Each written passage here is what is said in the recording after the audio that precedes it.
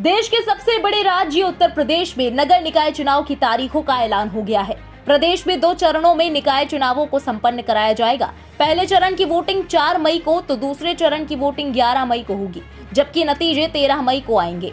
बता दें कि इस बार कई नए नगर निगमों को जोड़ने और कई निगमों की सीमा में विस्तार के कारण वोटर्स की संख्या में भी बढ़ोतरी हुई है। जहां 2017 में हुए चुनावों में 3 करोड़ 55 लाख मतदाताओं ने वोट डाले थे, तो वहीं इस बार मतदाताओं की संख्या बढ़कर 4 करोड़ 32 लाख पहुंच गई है।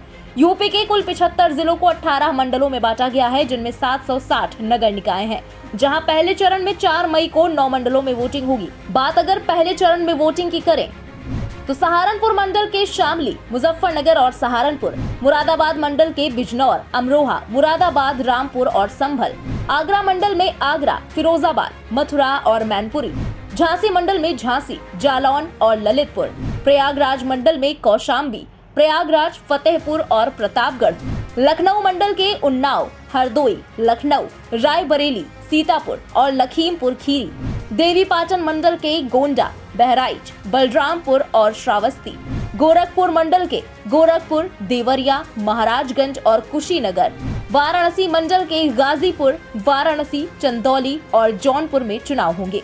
वहीं दूसरे चरण में 7 मंडलों में वोटिंग होगी, जिनमें मेरठ मंडल के मेरठ, हापुड़, गौतम बुद्ध नगर, गाजियाबाद, बागपत और बुलंदशहर, बरेली मंडल के बदायूं, शाहजहांपुर, बरेली और पीलीभीत, अलीगढ़ मंडल के हाथरस, कासगंज, एटा और अलीगढ़, कानपुर मंडल के कानपुर नगर, कानपुर देहात, फर्रुखाबाद, इटावा, कन्नौज और औरैया, चित्रकूट मंडल के हमीरपुर, चित्रकूट, महोबा और बांदा, अयोध्या मंडल के सुल्तानपुर, अयोध्या, अंबेडकर नगर, बाराबंकी और अमेठी और बस्ती मंडल के संत कबीर नगर, बस्ती और सिद्धार्थ नगर शामिल हैं।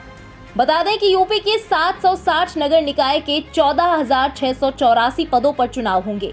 इसमें 17 महापौर और 1,420 पार्षद का चुनाव ईवीएम से होगा, जबकि नगर पालिका परिषद के 199 अध्यक्ष और 5,327 सदस्य बैलेट पेपर के जरिए चुने जाएंगे। इसके अलावा 544 नगर पंचायत अध्यक्ष, 7,178 सदस्यों का चुनाव भी मतपत्रों से होगा।